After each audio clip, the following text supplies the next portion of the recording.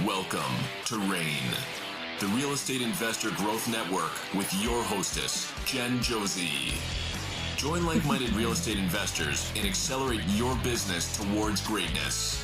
You will hear step-by-step strategies for success, interviews with real estate rock stars, and we will dig deep into past projects where we bear it all, including the good, the bad, and some just plain ugly. So get excited. Here's the bestower of badassery herself, the real Jen Josey. Listener discretion is advised. Hi, and welcome back. I'm Jen Josey, creator of RAIN, the Real Estate Investor Growth Network. Whoop, whoop. On today's episode, we have a guest that will be sharing their badassery. But before we begin, here's today's badassery bestowment, my little badass gift to you.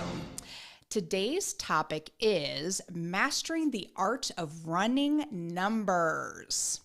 If you want to thrive in real estate, you have to know your numbers better than anyone else. It's not just about a gut feeling, it's about making data-driven decisions that protect your bottom line. Here are 5 actionable tips to sharpen your analysis. Number 1, always use conservative estimates. Don't fall in love with that potential. Run your numbers with worst case scenario in mind. Number 2, factor all expenses. Don't forget about holding costs, closing fees, and those sneaky little extra repairs that sneak in there. And if you miss it, it'll eat your profits. Number 3, double check your comps. Dig deep into recent sales, not active sales. The right comps make all the difference. Number 4, use calculators and spreadsheets. Don't just scribble on the back of a napkin. Use tools that keep you organized and precise. My favorite deal analyzing tool is FlipperForce, and you can get a 30-day free trial by clicking the link in the show notes. And number 5, review with a trusted peer or mentor. A second set of eyes can catch things you may have missed. Never be too proud to ask for feedback. So, RAIN Nation, remember, numbers don't lie, but they do need your attention. Master your math, and you'll master your future badass deals. Now, on to today's episode of the Real Estate Investor Growth Network podcast.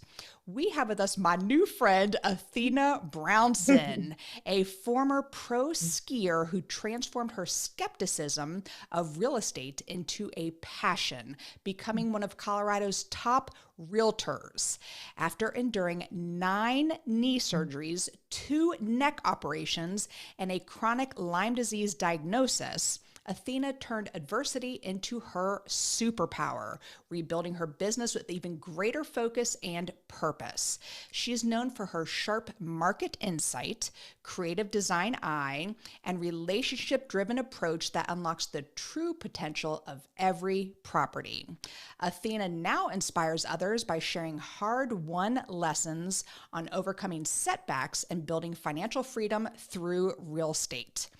It's my pleasure to have her on the show, so welcome, Athena Brownson. Woohoo! Like, we should have started this an hour ago because we have been talking and have just hit it off. Girl, I just love you to pieces already, so I'm so excited you're stuck with me. I'm telling you, I'm going to have to come out to visit you in Colorado. And ASAP. Anyway, ASAP, exactly. So fast friends. Well, let's get this party started. But I do want to hear a little bit about this background. Like, what? Absolutely. Tell me about your past life as a professional, a pro skier. So tell us about that. Yeah, that's not something you hear very often, is No. it? So it really is a past life. And I feel like I have had really neat iterations of lives in my young life so far.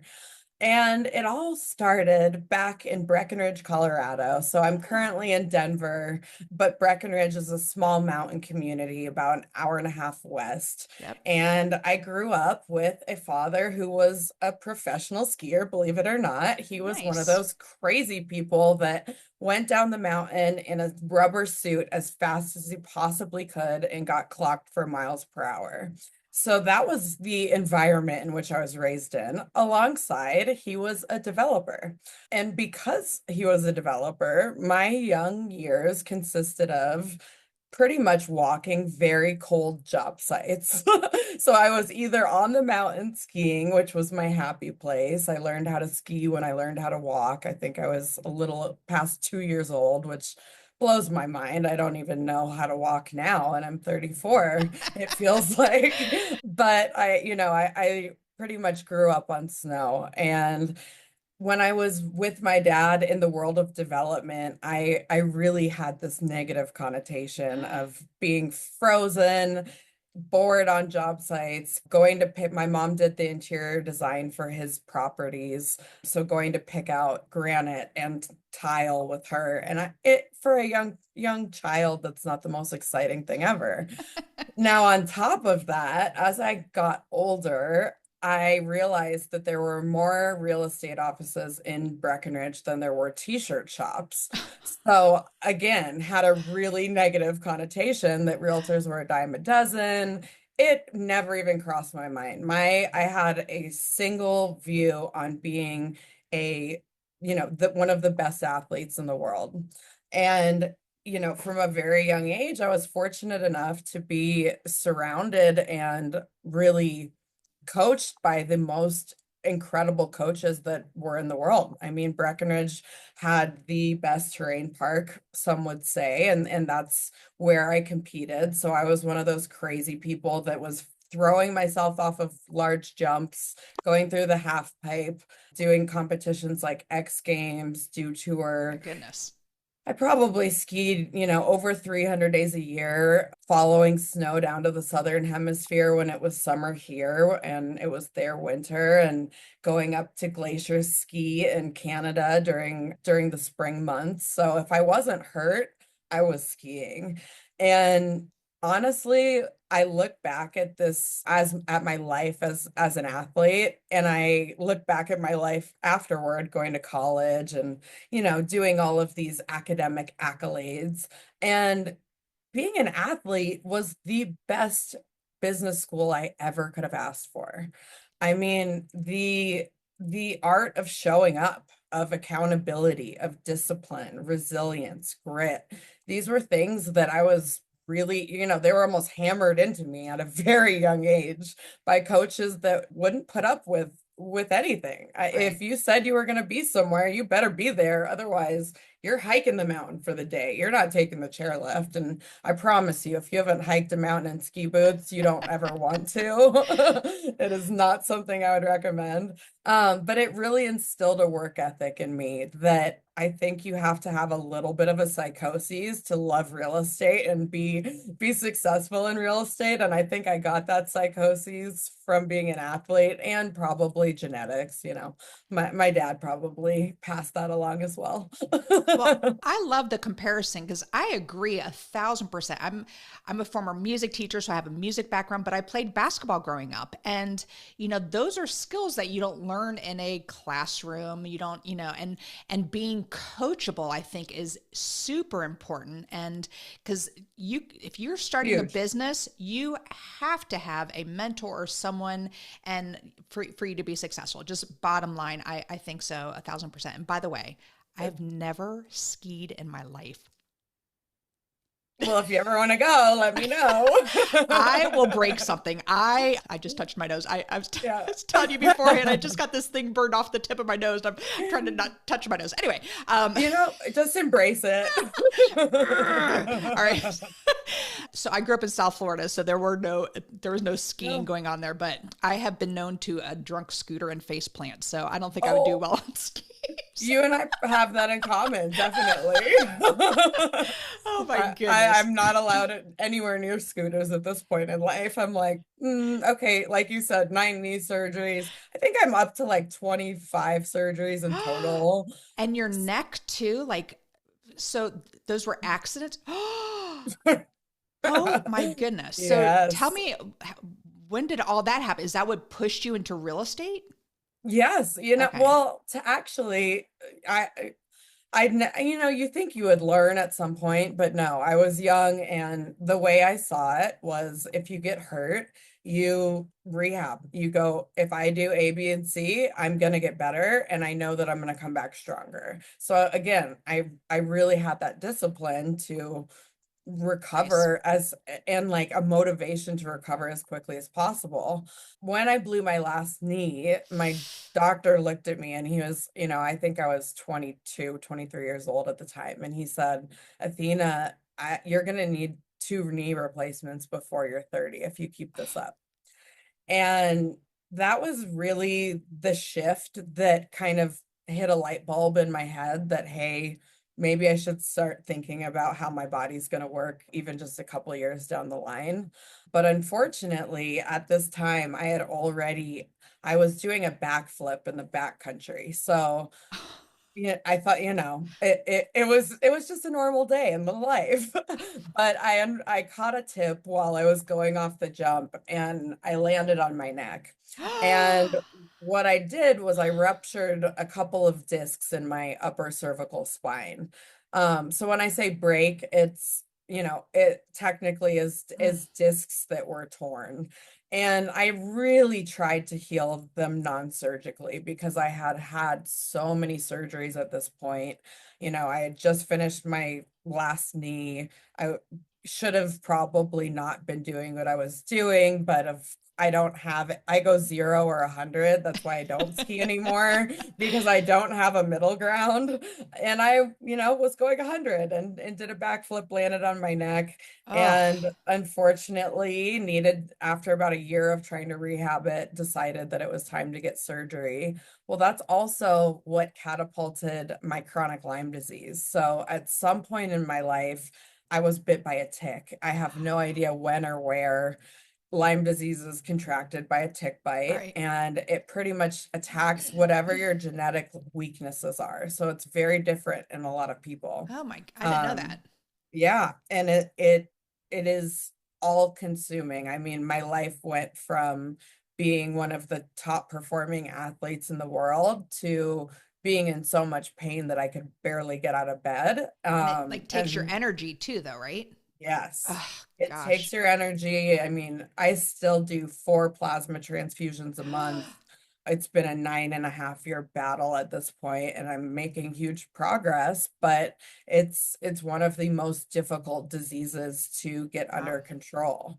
So it's, when you talk about adversity, I've definitely seen my fair share. And I think that that's something that we can all relate to. We all go through different challenges in our life, whether it's our business, our health, our relationships, and having the ability to understand that, yes, it's okay to sit in that for a moment, but that we cannot let it overcome our lives. Right.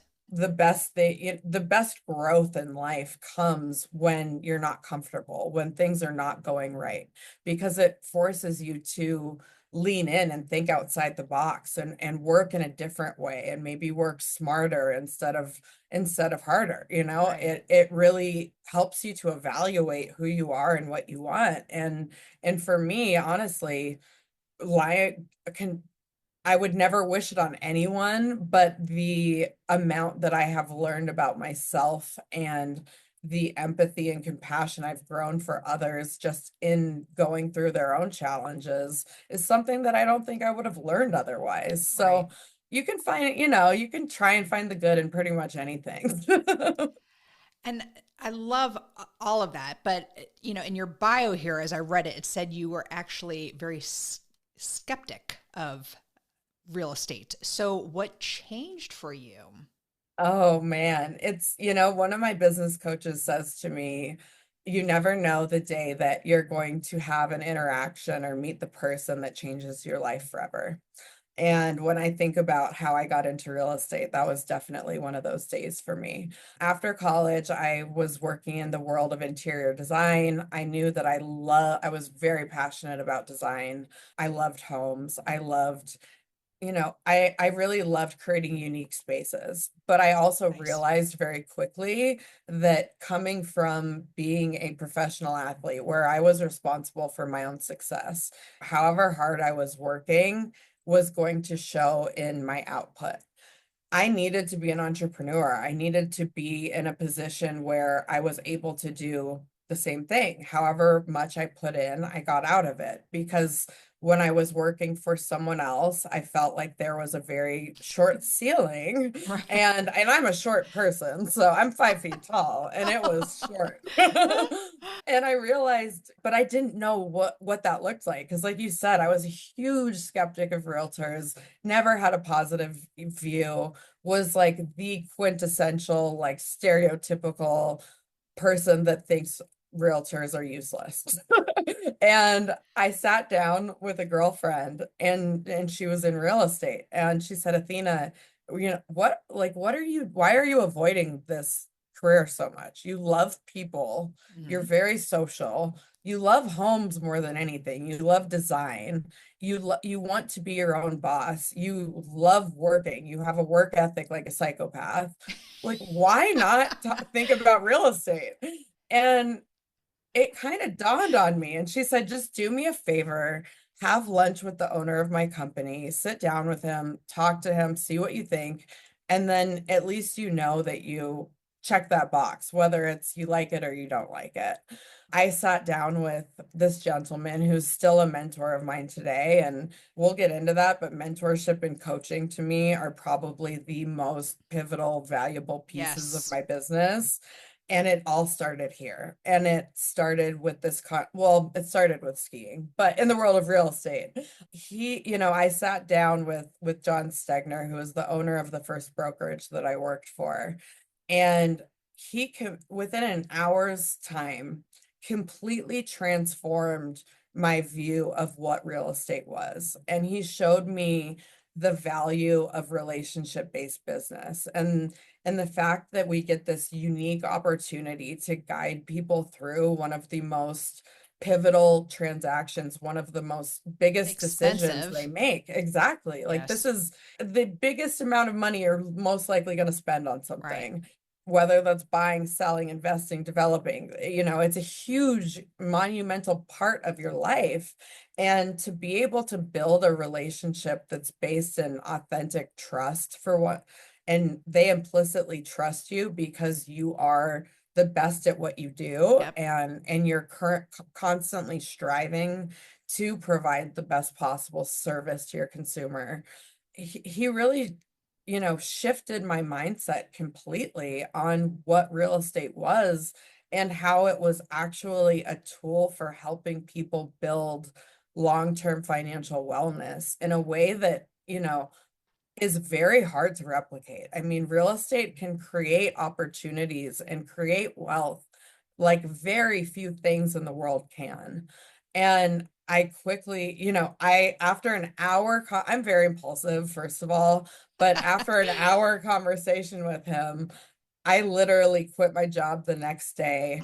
I was getting ready for actually another knee surgery that was just cleaning things up, but it was the perfect opportunity to get through real estate school. So I got through real estate school and immediately went to this gentleman and said, what would it take for me to follow every move that you make for as long as possible? Because as we all know, you don't really, I mean, maybe you don't know, but you don't really learn much in real estate school that is actually applicable. You learn a lot about, meets and bounds and things that you're probably never going to need to know again. So in my opinion, the best way that you can possibly arm yourself for success is to find mentors and to Yes. find someone that you admire and follow every move that they make. And that's exactly what I did. And I attribute my success to that mentality and to that first year of literally following him on showings, watching him on in meetings, listening to him on calls, helping him with market analysis, helping him with open houses, you name it, I was there. And it was the greatest gift that anyone could have ever given to me. I agree 1,000% with everything that you said. And I just want to throw out there for the listeners, if you are looking for a mentor, like if I wanted to play golf, I'm not going to go to Tiger Woods and say, "Hey, can you teach me how to play golf?" First of all, I never want to learn how to play golf. But anyway, I'm with you. golf is anyway. But I want to work with someone or have someone show me who's maybe a few steps ahead of me. So that's a great way to find a mentor. You don't have to pay a ton of money, even though I do feel like if you invest in your education, you are going to make sure that you burn the boats, that you are going full steam ahead if you are, making that much of an investment in something like that. So I'm a huge advocate for education, mentorship, making sure that you are with the right person as well, because there are Yes, some duds out there, let me tell you, a but lot. a lot, yes. And sometimes someone who I got a lot of information from, who I learned tons from, doesn't have the same effect on other people. So you got to find your people, what works for you. So I'm so glad you took the time to say all of that.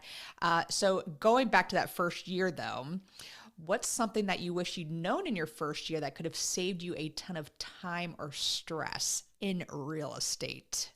That is such a great question. And the answer Because is the that, first year is so smooth, isn't it? oh, it's just so smooth. You know, I remember going into the office one day. I was probably about 2 months into being in a real estate agent, and one of actually the girl that really pushed me into real estate saw me packing up my bag early, and she said, it was probably 4 p.m. and she said, "Athena, you have the least experience of anyone here in the office. You need to get here long before anyone and stay long after anyone."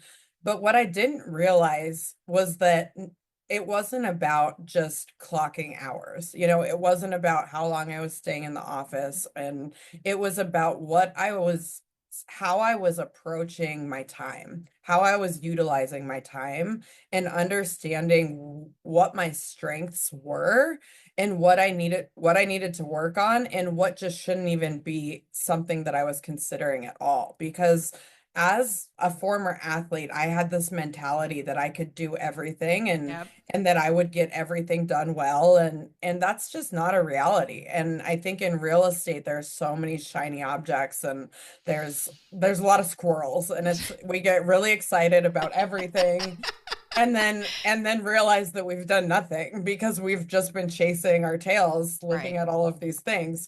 And I really did not have any intentionality. I was just going through the motions because I thought I had an idea of what I was doing, but really I didn't have any systems. I didn't have a set strategy. Yes, I was following, I had a great mentor.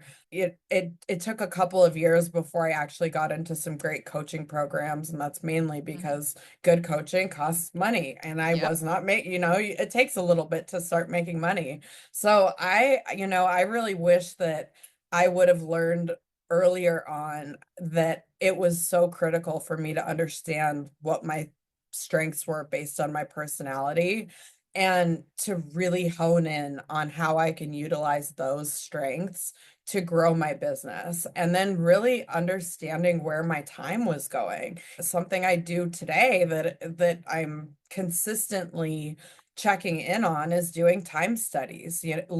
Writing down everything I'm doing hour to Right. hour, Yep. and then going through and saying, okay, what is my green time? What are the Green as things in that money. exactly, Yeah. like where is it that I'm spending, the time actually face to face with clients? How am I getting deals? What am I doing to be working in my business or In my business, yes, not on my business.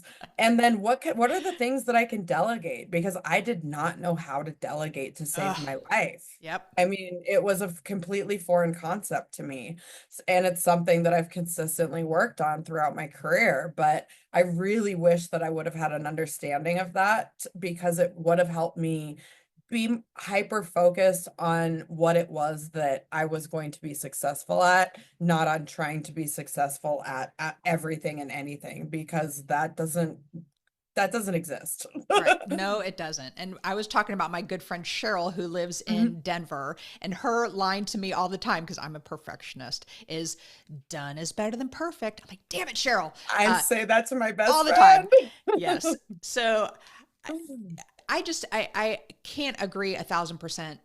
I can't agree any more than what I'm hearing from you. And you came from a life where it was all about skiing, about being an athlete, and then having to totally switch gears and move to something else that you really were kind of skeptical about in the beginning there. So I normally, Athena, don't have real estate agents on my show just because first of all, you all are saints.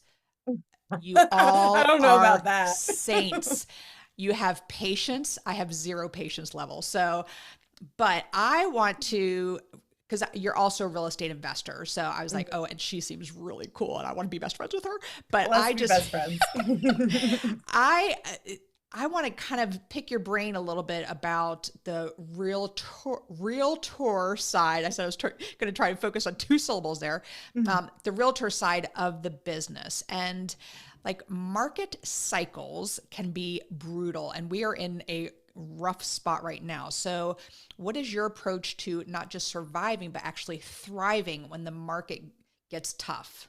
Oh, I love this question so much because it is, I think anyone in the world of real estate right now can understand that it is not the easiest time. In general, Denver is a very heavily appreciating market. We have very few years that the market is not appreciating.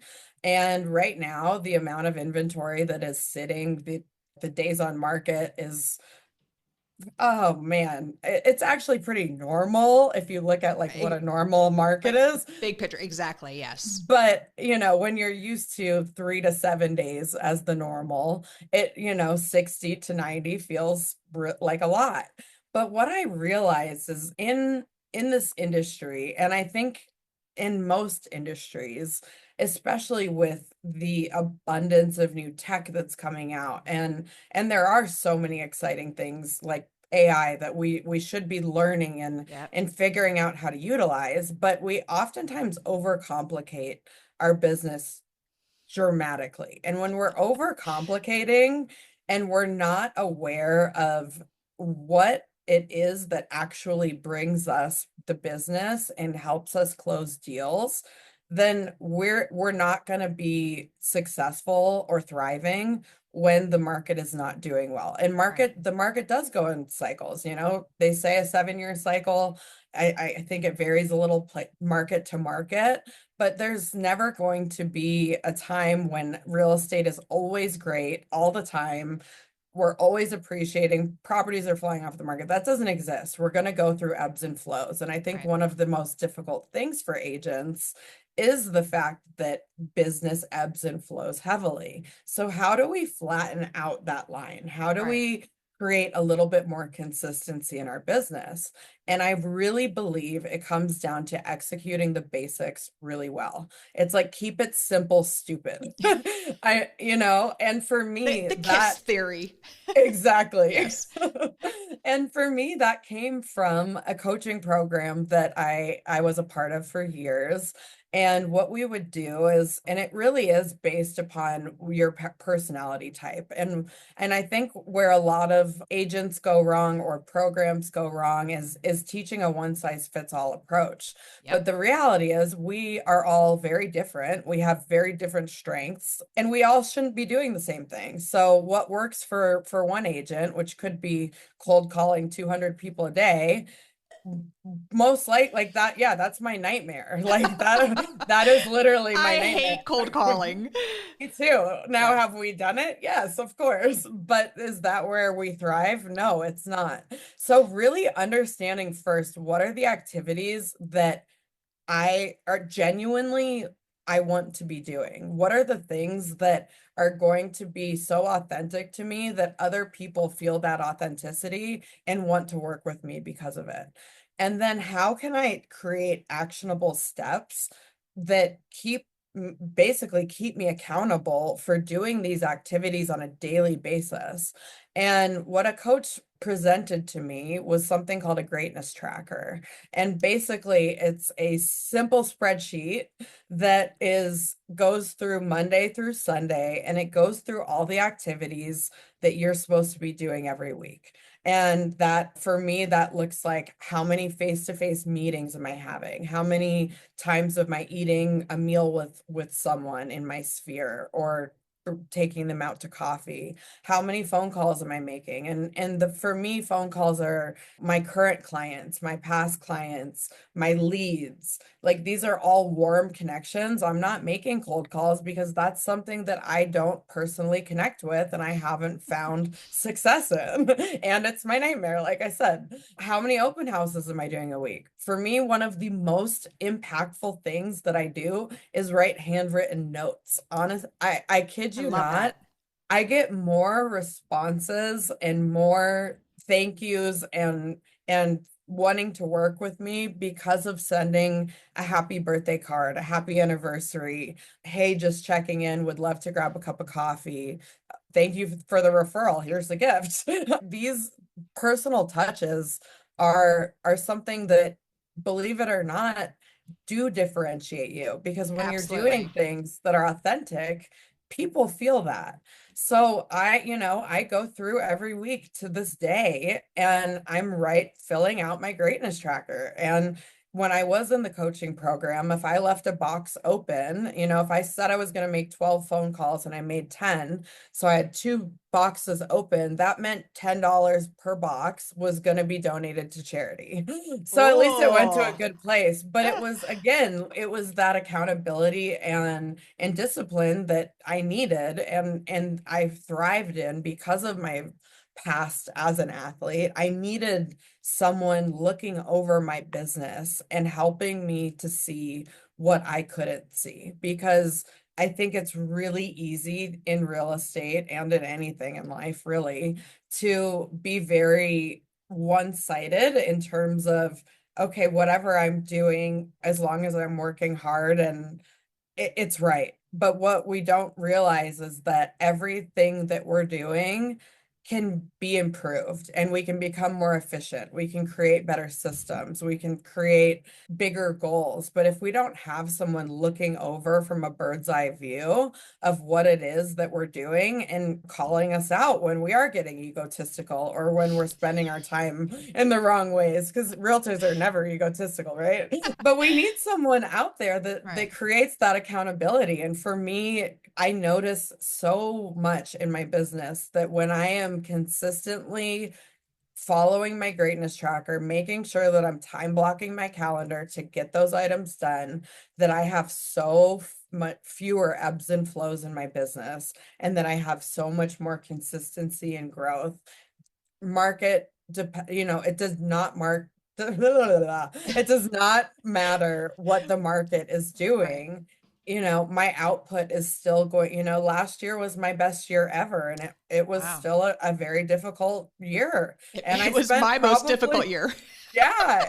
And I was in the hospital for a quarter of that time. Oh Like, my gosh. but I really attribute that to just doing the basics well, and doing the basics that resonate with you authentically, and run with it, because otherwise you're just going to be getting squirrel, squirrel, squirrel Yes. everywhere. And that doesn't mean don't learn. I mean, there's so much to learn and improve and grow, and I think that's where coaching comes into play, Huge. and continuing education. But man, keep it simple, stupid. Absolutely. So, this greatness tracker, do you make it yourself, or is this something that your coach gave you? Like, describe it a Yeah. little bit. So this is something my coach gave me, but I adapted it to my own life, honestly. And it's literally just an Excel document, and I'm happy to share it with anyone. Awesome. So I'll send it to you Okay. hands down. But it goes through, each column is a day, so Monday through Sunday. It go on each row is a different activity, and it has a goal number next to it. So if my goal is to have 4 breaking breads, or basically sitting down and having a meal with someone or coffee for that week, then I know that I need to have at least 4 of those boxes filled out, if not more. And the same thing will go from face-to-face meetings, how many handwritten cards I'm doing, how many phone calls I'm making, how many open houses I'm doing, how many leads I have coming in, how many contracts I've written that week. So it really it tracks everything in my business. But what I realized, especially as I encountered health challenges, was that I am a workaholic, and if I didn't create some sort of system that kept me accountable for actually taking care of myself as well, that I was going to continue to just run myself into the ground. So I ended up basically doubling the size of my greatness tracker and adding in all my personal goals as well. So how many times a week am I trying to go to the gym? Am I eating clean? Did I drink enough water? Did I maybe go to therapy or do some meditation, or what is it that's keeping me sane? And am I doing these things? Because if I'm not tracking it and keeping myself accountable that way, then chances are there's always something to be doing in real estate. So it's really easy to let everything else kind of get pushed aside. So, Yes. maybe it's putting on there that you want to have at least one date night a week with your partner or your spouse.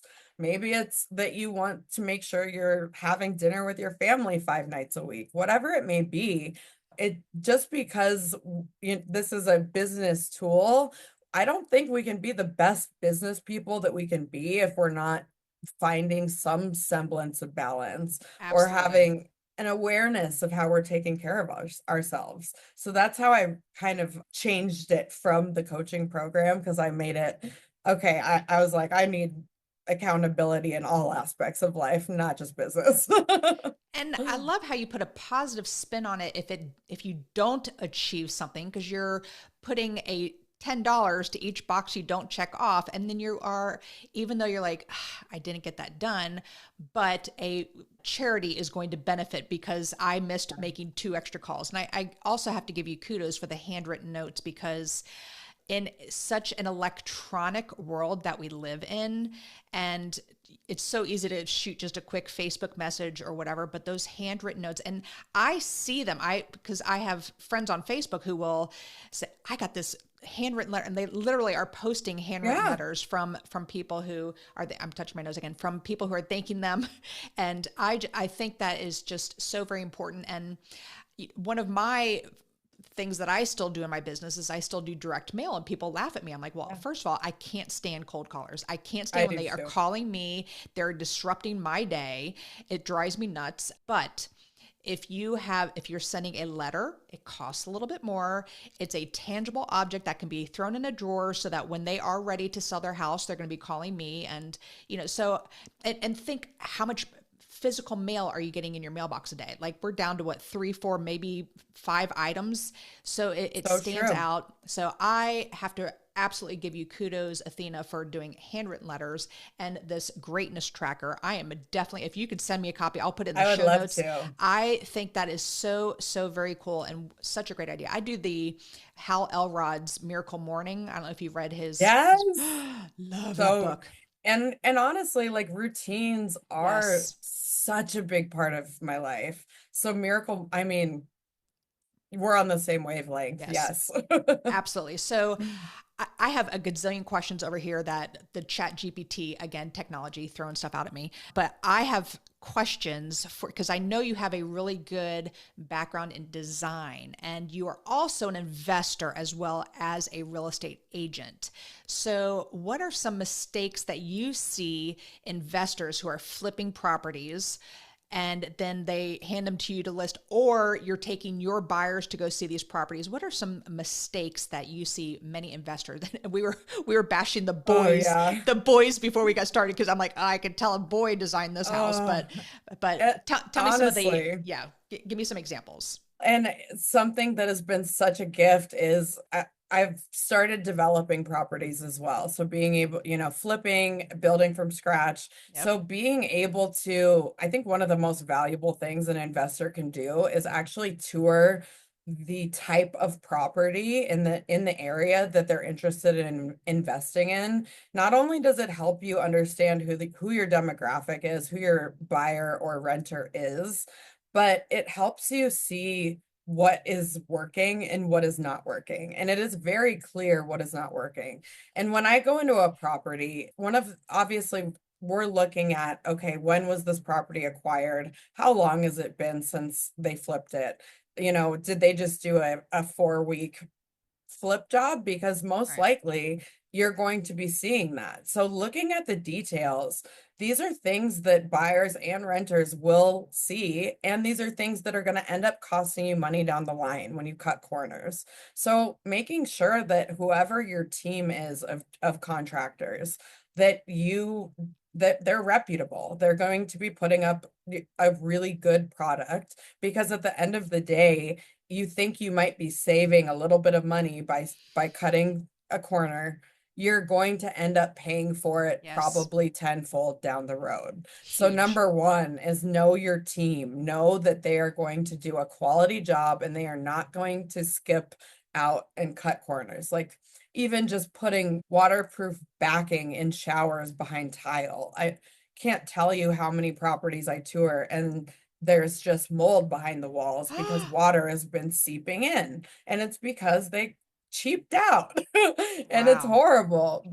And then we go into the design choices. So if you are going into a property, you most likely do not want to see the same gray color palette from Home Depot that every single flipper has used for the last 5 years. Let's think outside the box, people. And that does not mean that you have to go crazy with expenses when it comes to materials. It is so simple to pick up, say, an Architectural Digest or a Pinterest, make a Pinterest account. I mean, my I like contractor and I, House. yeah, House House.com. is Yes. amazing. I Yes. love House. Yeah. But like my contractor and I have a shared Pinterest board, as silly as it is. But it really, you can start to see how you can really make your property unique without making it something that is going to scare off 50% of buyers or renters, because you're putting me, if it were up to me, black on everything. You want to find just materials that are slightly, they're going to hold up well and they're Right. quality, but that they're a little bit more unique than just the basic package that you're seeing everywhere. The standard like white countertops, gray tile, porcelain floors, gray backsplash, gray everything. It's everyone's seen it, been there, done that, and it's not appealing. And as silly as it may seem to some flippers or investors that aesthetics have that much of an impact, they do, trust me. When Huge. I'm going to sell a property and it's executed not very well, likely I'm probably not going to take the listing, but if it's not executed very well and it's something that has been done 100 times in every property that I'm showing, that is something that I know is not going, especially in a tougher market like it Right. is now. If you're not doing something to differentiate your product while also still making sure that it fits the demographic of whoever your consumer is going to be, then you're probably not going to maximize your profitability. And Absolutely. it's so easy to just say, hey, can we take an afternoon and go see 6 properties and see, okay, this is working, this isn't working. I love what they did here. I hate what these 4 did. How can I make this different? And if you don't have that, I understand not everyone has that design brain, but I guarantee you know someone that does. Right. So find someone on your team that can help you make those decisions that, again, are not going to cost you a lot more money or even any more money necessarily, but it's creating an environment that people are excited to live in. Yes. And I can't put enough exclamation marks behind everything you just said because, when we are taught to flip houses, I did a program called Fortune Builders, which is a fabulous program. And I think it's died down now, but met amazing people. But you are taught to flip to the masses, meaning, what is working and what sells the quickest. But I've actually taken a step back from that. And I get offended when I'm walking in multi-million dollar homes and there's gray cabinets. There's I am with carpet you. and bedroom. The carpet freaks me out. But Oof. if I walk into a place that I'm considering buying and there is an effing barn door, I'm like, these people made poor choices. What the hell else did they do to this house? I'm out of here. Just I a agree barn with you. door pisses me off so much. Yeah. And I was so glad we got away from the grays because, like I said, it sold, it was clean, quick and easy. And we're back into wood tones and oh my goodness. Yeah, it's so beautiful. Something I did in this new build that we're getting ready to put on the market is I did color drenching, which scared the hell out of me. Love it. Love it. It still kind of freaks me out because I'm not used to it, but it's gonna do so well. I did exactly what you said, Athena, and I went out to a girlfriend of mine who has a gorgeous home and is now actually getting into staging. And my girl Nikki, shout out to Nikki, and she was the one who suggested some color drenching, and I was like, paint the same wood. And she did say wallpaper too. I'm like, I can't get to wallpaper yet. I love wallpaper. I do too. I'm baby steps with me, baby steps. Yeah. But just because I'm still, but I did different tile in the bathrooms. There's 4 bathrooms in this property. And so I changed it up, which, in the past, I would just do the same thing. No, you're not. Yes, you truly are not supposed to. And so I thank you for saying all of that. And I joke with some of my guy friends who are flippers in the area, and they literally, my next door neighbor, he buys brick ranches or just ranches, I guess, built between a certain time, and every house is gray, black shutters, red door. I'm like, dude, red doors went out a decade ago, and I had a red door back then, but just little things like that. So just emphasizing what you said, Athena, and if you want to stand out in this market where there's competition, it's a buyer's market right now, so you have to make sure that your property is tip top. And to make, and so some of the, we're looking at prices to how to list this one, and some of the listed properties have carpet in the bedrooms and the gray cabinets still. And then we had a gentleman come out and look at the property who's going to be our realtor, and he said, "Oh, thank you for not doing anything gray in this house." And, just anyway, I will jump off here.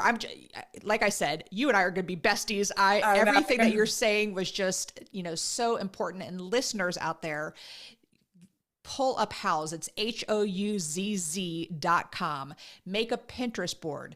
You're talking about contractors cutting corners. You want to expect.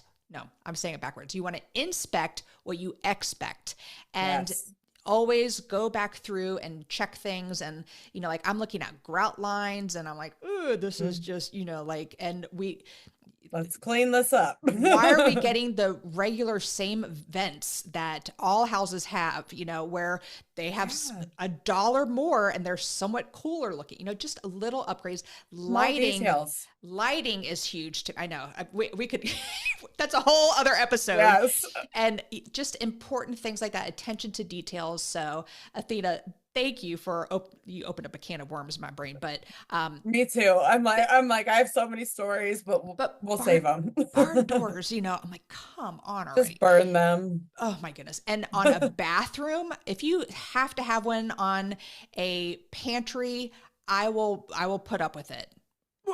I will judge you, but I will put up with it. But if you put one on a bathroom, we're done. So, all right.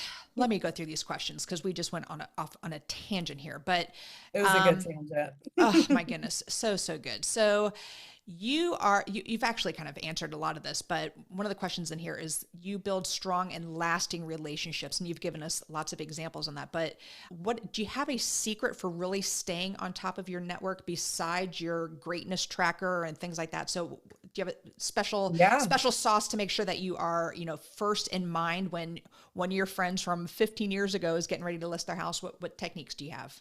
Absolutely. So I'm very, I'm lucky that I have an amazing operations manager that helps me implement all of these things. Because like I said, you can't do it all by yourself. But we are very strategic about making sure that we are, quote, I hate the term touching, but I think that's kind of what we use in this world of real estate. And you want to be having a certain number of touches per year for each acquaintance, really anyone in your sphere. So first of all, understanding, like, really having an organized CRM is critical, and organizing it by, okay, these are the people, my A's, that I want to make sure that I am probably checking in with twice a quarter at the very minimum.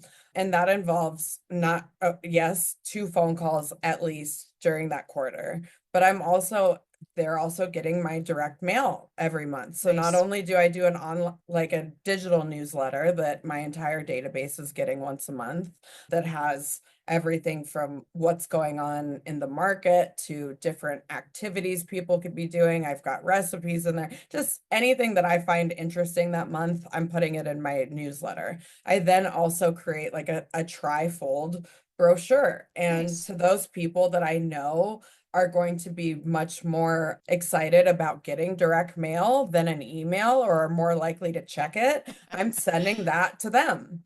I also do something called a letter of the heart every other month.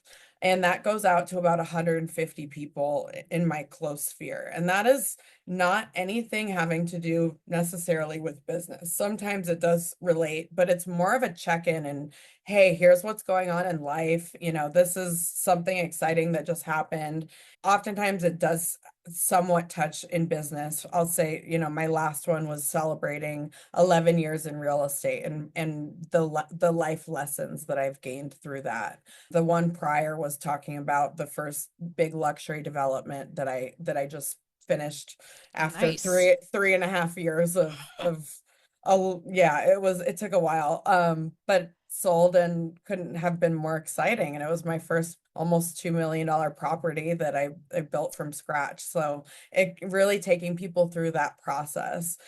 And then making sure that I'm not missing a birthday, that I'm not missing a anniversary or a home anniversary. And I'm making sure that I'm sending cards, maybe a video message if I'm not making a phone call, or if they don't answer a phone call, usually I'll send a video. So I have it set up in my CRM to remind me of these tasks, and make sure that I am reaching out to people at least, some people say 11 times. I think that's a little bit overkill, but if you include the newsletters and Mhm. things like that, then obviously it's more than that. But I'm at least trying to sit down face to face or connect with someone over the phone quarterly. And usually, that's about, my database has like 1,500 people, but my sphere that I'm really working is closer to like 250 to 300. So really Wow. understanding like who it is that you want to be connecting with, Mhm. setting an action plan for how you're connecting with them in a variety of ways. It shouldn't all be phone calls. It shouldn't all be emails. It should be a mixture of all of these Yes. things. Yes. And use social media to your advantage. Find out people's birthdays. Find out what people are celebrating. Like, it takes 5 minutes to Mhm. go on your Facebook and find what's going on in your people's lives. And then you have something to talk to them about. Then you have something to write a note about. I mean, again, keep it simple, stupid. It's like, we have all of the tools here. Let's utilize them to make sure that we are the top of mind for anyone that is interested in anything to do with real estate. Well, you are clearly going to be top of my mind for a while because it has been so Yeah. great meeting you. And before we move to the second part of the podcast here, because you've had so many setbacks and challenges, with surgeries and everything of that sort. And people who are listening, I feel like you are so good at mindset. You've been coached so well. So talk to the listeners who maybe Yeah. are going through a setback right now. What are some things that they can do to really push through it? Because you said last year was one of your best years. It was one of my worst years. But this year, 2025, it's time to keep pushing forward. So people who have experienced a setback, what advice do you have for them? Yeah, and I think there's so many of us going through so much right Mhm. now, and that can really affect how your mental state, Yes. regardless of if it has to do with business or personal life or whatever, health, whatever it may be. And I really believe, like I said earlier, that the most growth in your life comes when you're going through the most difficult times. And when you're in these difficult times, it's really hard to remember that. It's Yes. really, really difficult to think anything good when everything seems to be going wrong. You can't get a deal closed. The deals that you have are blowing up. Your sellers are mad at you. Maybe tenants aren't paying their rent. You're really struggling. And it's important to acknowledge, obviously, whatever is going on in your life because it's valid. But the key is not getting stuck there. Right. And for me personally, there hasn't been a day in 9 years, over 9 years, that I've felt okay. Like even in the slightest. I feel constantly sick, exhausted, almost like I have the flu. My body's in an excruciating amount of pain. The list goes on and on. And it's okay, what is my toolkit for getting myself through the activities when I don't feel motivated to do anything at all? So I realized, okay, I have to build routines into my life that empower me, that help lift me up and get my mind off of how badly I'm feeling or whatever stressor is happening in my life. And that for me looks like having a really strong morning routine, making sure that I'm doing my gratitudes, that I'm writing out my affirmations, I'm writing out my goals in the present tense like they're happening now. I also write out anything that's stressing me out and kind of plaguing me just to get it out of my head, making sure that I'm filling my brain with good information. Like we have such an access to incredible resources between podcasts, Mhm. audiobooks, books. Like what are you doing to feed your brain every day? Because we need to be doing something that is keeping us engaged. And then I think it's really about finding your refinding even what your why is. And usually, when we're going through difficulty, it's really hard to think about why I'm doing what I'm doing or wanting to do anything at all because it is, your body physically reacts to stress. It wants to shut down. It doesn't want to look for the good in things. And I've gone through huge ebbs and flows with all of this. I've never just had it all figured out. So I don't want to give that impression because it's taken me a really long time to get to this place. I went through years of having a lot of anger and resentment and of just, why did I go from being one of the top performing athletes to barely being able to function? But what I realized was that when I was with my clients and when I was out showing property or negotiating deals or making design choices for a flip or a development, that I wasn't thinking about the negative things going on in my life. I was thinking about how I could best serve my client, how I could create a special space, how I could really use my talents to make an impact and an imprint on my city that I love so much. So for me, like as corny as it sounds, I literally went from the biggest realtor hater ever to being the realtor that's like, I never want to do anything else because I love this business so much. And it has been what has kept me getting out of bed every day. It keeps my eyes looking ahead. It gives me a strong purpose and a sense of fulfillment in being able to create these really authentic relationships. And I think the authentic part's the key. It's really finding the people that you want to work with, that you can be real with about whatever it is you're going through. I mean, every client that I have knows that I battle health challenges. And that means that 4 days out of the month, I'm in the hospital getting plasma transfusions. So Wow. you're probably going to work with a business partner of mine. But through all of that, it like these relationships, because I'm authentic with what I'm going through, my clients become some of my biggest support system. They become the people that are cheering me on, that want me to succeed, that want me to regain my health, and they take care of me just as I take care of them.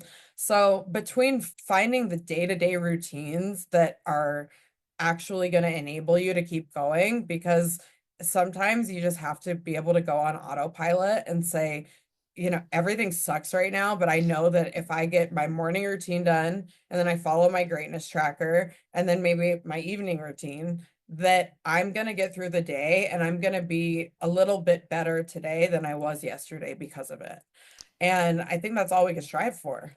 Right. And I can see why you are such an influence to your area, and Colorado, Denver specifically is so lucky to have you. And Oh, it's so you, kind. Thank I you. just, you're an inspiration, and I can just tell in every word that you speak. And I'm going to tack on one thing, because I literally just put this on my office upstairs.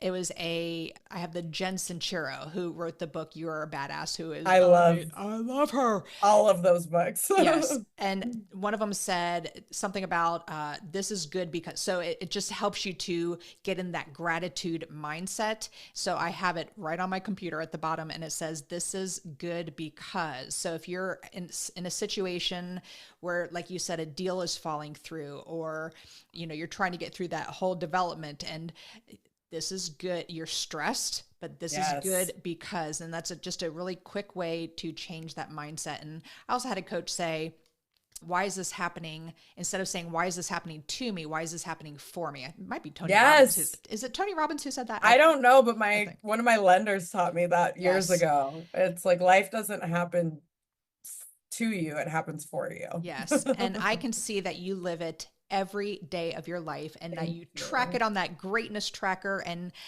you are just amazing. I could talk to you all day, but we are going to go to Thanks. the second part of the podcast here, which is what makes Athena Brownson a badass, which clearly you are. And I use the acronym badass, and the first letter is B for book. What's a book that's made a huge difference in your life?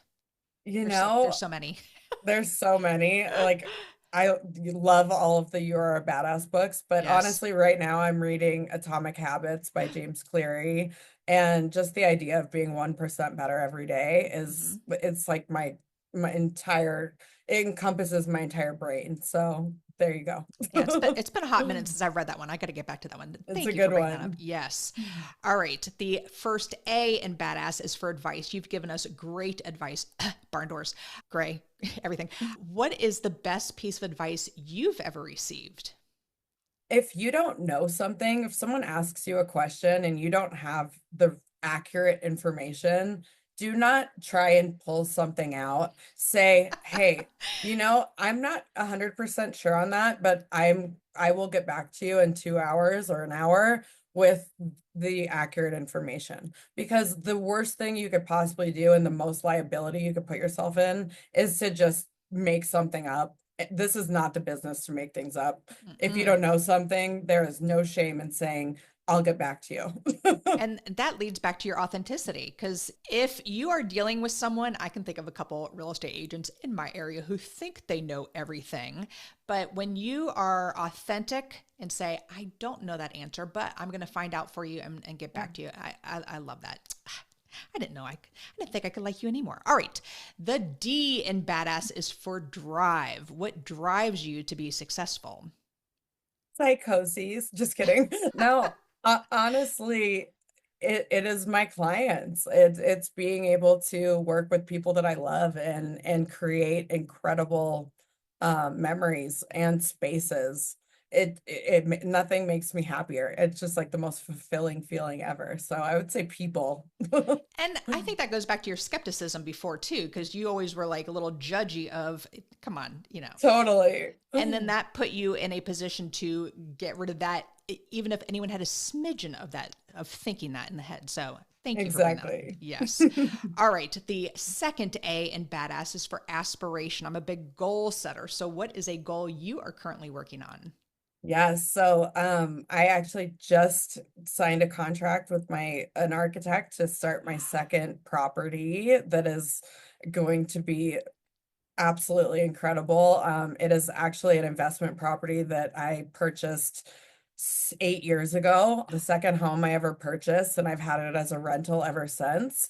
I bought it knowing that it was sitting on one of the largest corner lots in the community, and at the time it was worth half as much as it is now. And now it's time to scrape it and build something absolutely incredible. So I'm starting to create those Pinterest boards and get really excited about how I'm going to make this property unique, because the last one I really did take some risks with my design choices, and we got multiple offers in the first week in the worst market possible. So taking risks can bring great reward.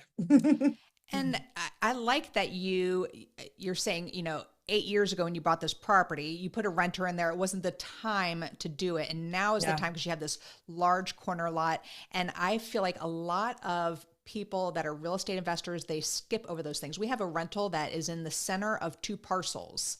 And there are new builds going up all over the place. And this house was built, I think, in the early 70s. And so just like you, we're going to tear it down and put two new builds, and because now's the time to do it. We've had that like 6 years. So exactly. Huge for people to see that and see the longevity of what a deal can do. And it's going to make you some money now as a rental, but hey, there's a whole other lot that backs up to another street behind it. You could build another house on that same lot. That was a call I just had with a student recently. So thank you for saying that, because huge, huge. And going back to the whole, putting your blinders up and, these cookie cutter coaching things and coaching gurus out there, and just expand it to think 10 years down the road. So Athena. Exactly. Great point. All right. The first S in badass is for systems. You look like you are a systems girl. So what systems do you have in place to help you achieve success? It's funny that you say that, because I am like a hurricane of chaos, but I have learned mainly through my incredible operations manager why systems are so important. My systems used to just be like systematic in my brain, which when you scale it does not work. So we have literally created checklists for absolutely everything we do. We have a template for every email that is constantly repeatedly sent. We have and we actually have a platform in the company that I work for called Compass, a small company called Compass, that enables us to create checklists that actually the consumer can see too. So a buyer or a seller oftentimes are not seeing all of the work that goes into making a deal happen. So we have checklists of every single little item that we do, and the buyer and seller are able to see us checking off these tasks and who they're assigned to. They're seeing your value. Yeah. That's your skepticism right there. And now you are putting it in their exactly. Oh, I love it. But honestly, before I had these systems, I'd wake up in the middle of the night remembering that I needed to order an under contract gift for someone or send a note or whatever it may be.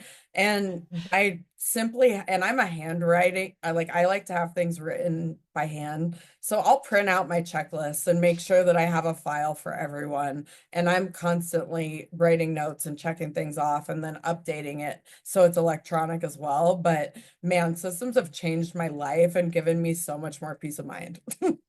And when you said a hurricane of chaos, I'm still laughing at it. I'm like, that would be a good title for this podcast as I hit my mic. So, but no, it's not. Because you just are someone, to me, having only spoken to you for the last hour and a half, even though the podcast is just an hour, but we started chatting beforehand. And I can see that you have everything together. You are so focused. It goes back to the, your sports history and just how you apply it and how you treat your people and how that gives you joy as well. And going back to your why, you are nailing everything in this interview. Making me feel good. Thank you. Just nailing everything in this interview. I just love it. So I could talk to you all day, as I said, but the final S in badass is for success. What does success mean to Athena Brownson?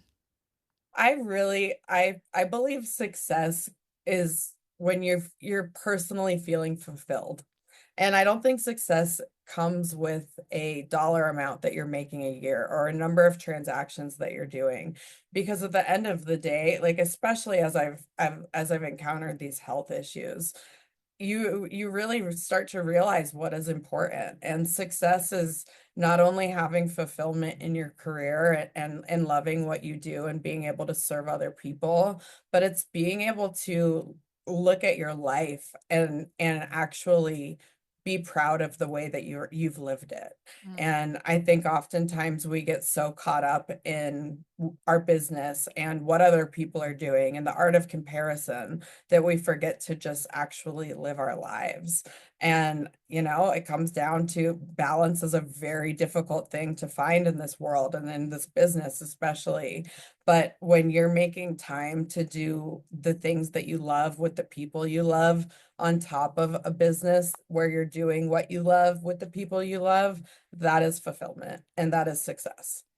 Very, very well said. And I appreciate you coming on the show and representing my real estate agents who I always blow off. But I appreciate the opportunity. You gave us such a great spin from an investor kind of mindset of tips and tricks. This episode was loaded with nuggetage, and I am just so very impressed with you. If the listeners want to reach out to you, if they have questions, if they want to ask you things, how do they find you? Equally impressed with you. You're stuck with me forever. So just so you know, my website has all of my info on it, my phone number, email, social media. I put videos up every day with different real estate tips and tricks on my Instagram. So you can go to www.athena, Athena Brownson, Brownson, Realtor.com. And I don't bite, so please don't hesitate to reach out. I'd love to connect. Well, I can't thank you enough for being here today and putting a smile on my face and being an inspiration to me, Athena. This has been fabulous. Thank you for coming on the show. Thanks for having me. You're wonderful. You are wonderful. Well, thank you so much. And thank you for listening. We'll catch you on the next episode. Now go out there and share your badassery. And don't forget, make it a great day. Take care. Bye-bye. Whoop, whoop. Thank you for listening to RAIN, the Real Estate Investor Growth Network. Be sure to subscribe on your favorite podcasting platform so you never miss an episode. If you need more badassery, you can follow Jen Josey by visiting therealjenjosey.com or become a member of RAIN by registering on rainmastermind.com.